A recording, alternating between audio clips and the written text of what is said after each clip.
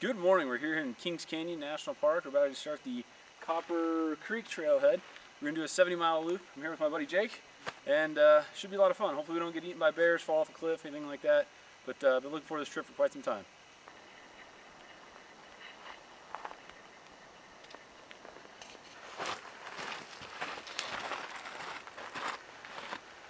Been walking uphill now for about 45 minutes and gained 700-800 feet in elevation. We got this trail is pretty steep. We got 5,000 feet of elevation change the first day, and it's a bunch of switchbacks, and then it goes flat for a while, and then a bunch more switchbacks. Our goal is to make it to Granite Lake, which is about 9 miles today. It's supposed to be super pretty, and we talked to the ranger down there where we got the permits, and he said no one else was supposed to be camping there tonight, so we should have the whole lake to ourselves. Unfortunately, I did not bring a fishing pole or any fishing tackle, so whatever.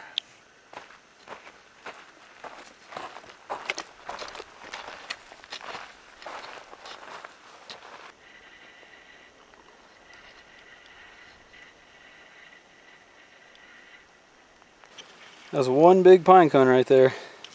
We're taking a quick break here, get some water going. It seems like there's fairly consistent water on this part of the trail.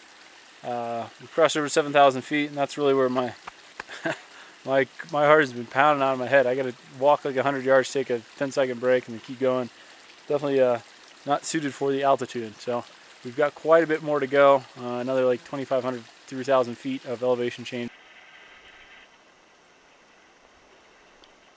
It's almost 2 o'clock and we've been going pretty steady since about 9 a.m. Taking frequent breaks, but the altitude's really getting to me. My heart rate is just sky high. I got to take a like 20-second standing break every 50 feet usually. And I like to sit down every 20 to 30 minutes. Like this is exhausting. I'm not built for this altitude stuff.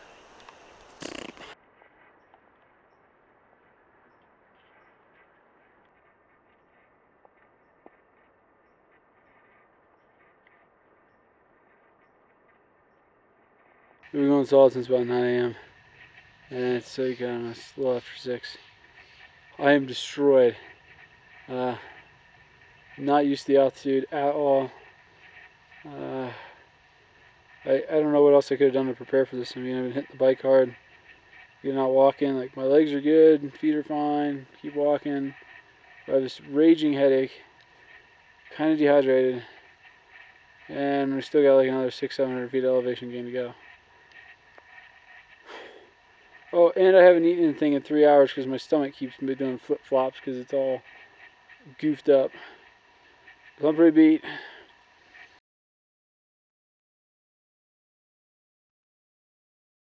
The sunset, we're still about 2 miles away from the lake we were trying to get to. About another half mile and 300 feet elevation, and we'll crest out at about 10,300. And then we'll see if we stop by a river or by the Granite Lake. I'm beat. I could fall asleep on the ground right here if I had to. Just need some water and some food, and it's bedtime. It also looks like my face has been to war. We did it. That was probably the hardest day of backpacking I've ever done. We started at 9 a.m. Pretty much went uphill all day long. It's now 10:45.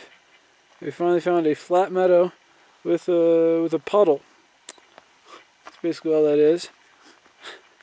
So now we're gonna go to bed after we hydrate and finally eat some food. I haven't probably had a whole bottle of water in 4 hours. My stomach felt terrible, really out of breath. So this campsite should be around about 10,000 feet or so. So I'm hoping sleeping up here tonight will make the system work a little better.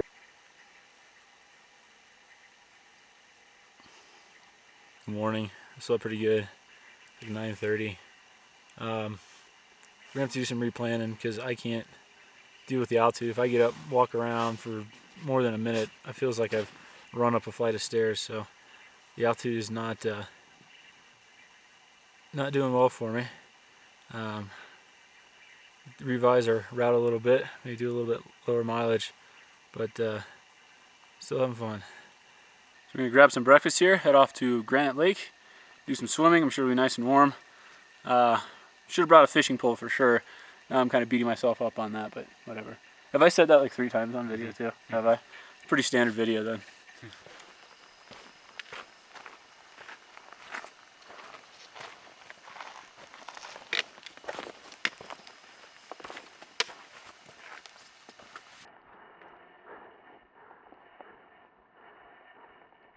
Here we go, almost done 11 miles so far.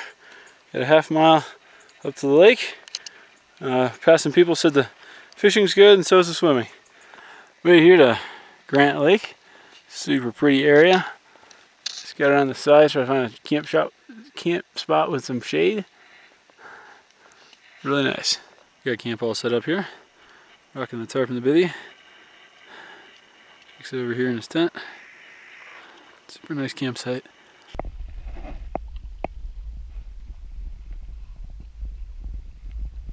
A little after 7:30 and the sun's starting to go down pretty good. I'm not feeling real great. My heart rate is pretty much consistently at 120 beats per minute, and it's normally at 60. And that's like sitting, doing nothing for 10 minutes. So then I got the chills. It's like 60 out and I got all my clothes on. So we're pretty sure I probably have some kind of altitude sickness. So instead of pushing on and being idiots, I think we're gonna just try to make it back down tomorrow. Hopefully dropping elevation makes it better. Then we'll do some day trips and stuff. Our full loop is just not gonna be possible here. Be feeling like this crappy. Whew, never felt like this before.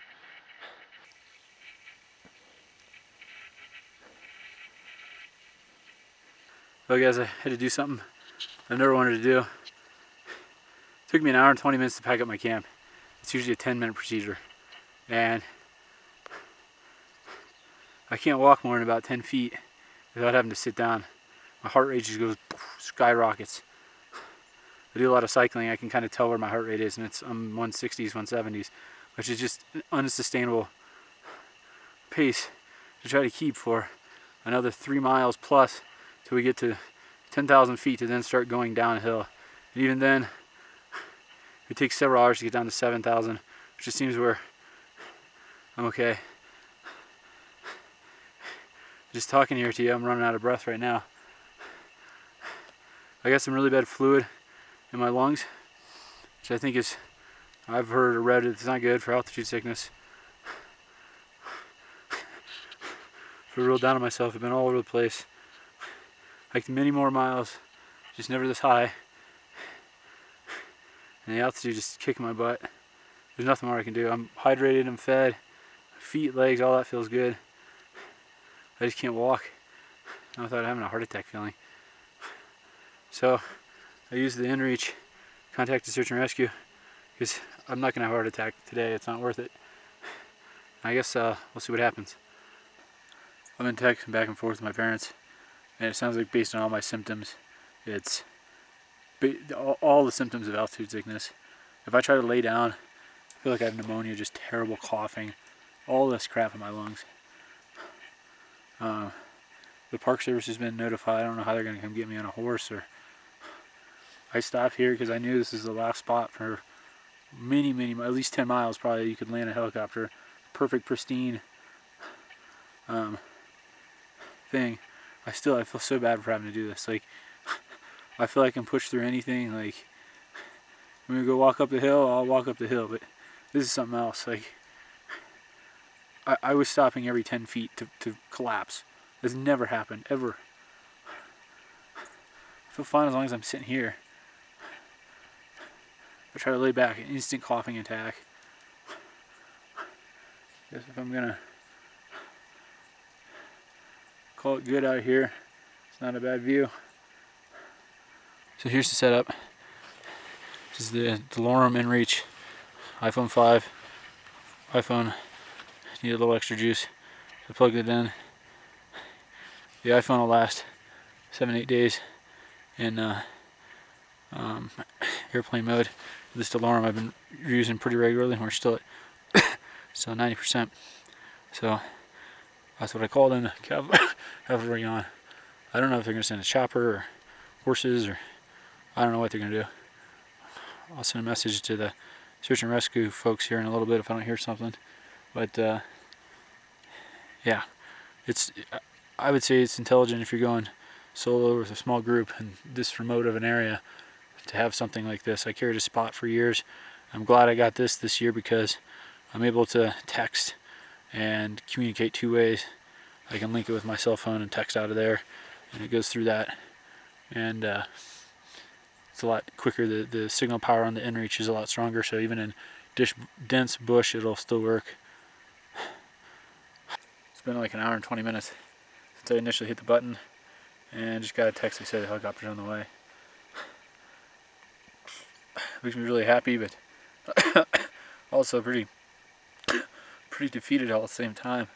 But I can't walk. Like, I stood up to get my blue foam pad out of my backpack, and I had to rest because I was so out of breath. It's incredible.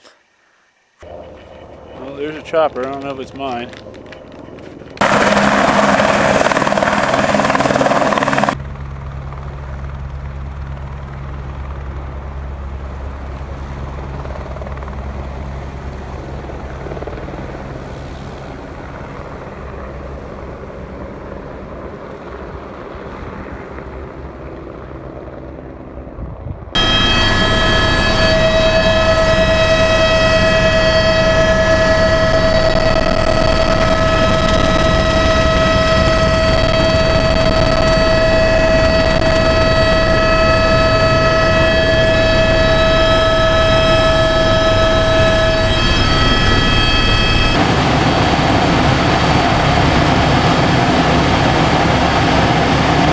It's Thursday, and I got picked up in the helicopter on Tuesday. Spent 2 nights in the hospital.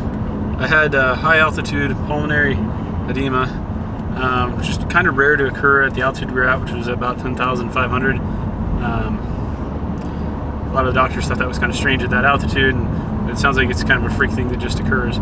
So spent 2 lovely days in the hospital. Everyone was quite nice. We got most of the fluid in my right lung was filled at least like 70-80% of the way full of fluid, and the left was like 30-40%. So I had quite a bit of fluid in my lungs. That's why I couldn't walk more than 10 feet without falling over.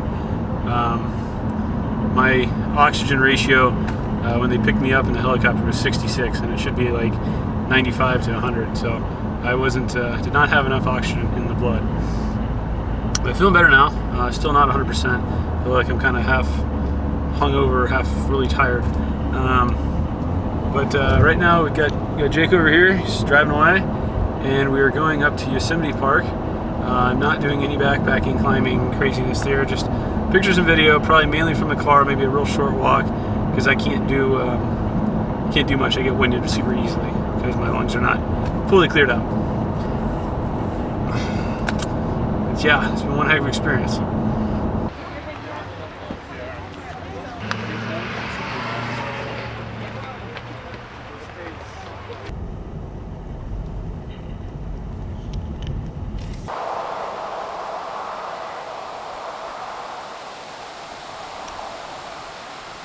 Good morning. We drove through Yosemite yesterday, which was pretty cool. Never seen that before. Would have liked to spend some more time there and do some day hikes, but you can't breathe. It's hard to walk around. We are now at Point Reyes National Seashore, and we're going to go down to the beach, hang out, take some pictures. Should be some birds. Yeah, looking forward to it. I've never seen it before. It's Pretty cool, huh? Yeah. I've seen one attached to my back before. I heard about that.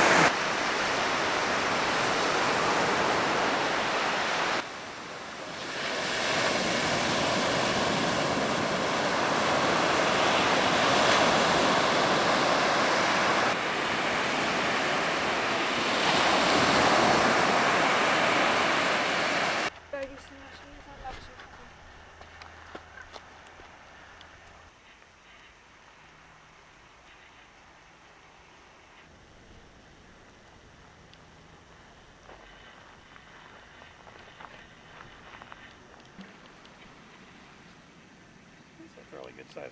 Hey guys, thanks for watching the video. It's been about 2 months since I went backpacking there in the Sierras. I've been fully recovered and just fine. Took about a week afterwards to get everything good to go.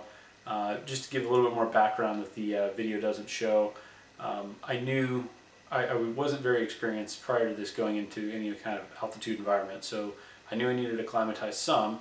So we spent the day prior to this in the sequoias, walking around at like 6,000 feet. We were walking around just fine, good to go. I thought that would help, 6-7 miles a day hiking.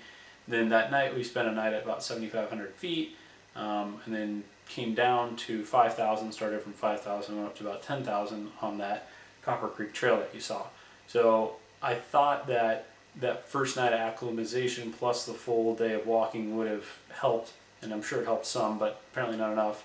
I have a much better understanding and knowledge now of how altitude sickness gets set on, and I think the whole thing occurred because of probably lack of experience in that type of environment and the willingness and want to just keep pushing on. Like I thought I would get better if we were just out there longer, and instead of getting better, I just kind of went downhill. So now I know that for next time, I think I'd be able to diagnose and understand the symptoms both for me personally and if I saw it in someone else.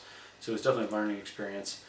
Two things to kind of help and prevent that tool-wise for next time is one is a little pulse oximeter thing. These are like 30 or 40 bucks at a drugstore. Tells your heart rate and your blood saturation.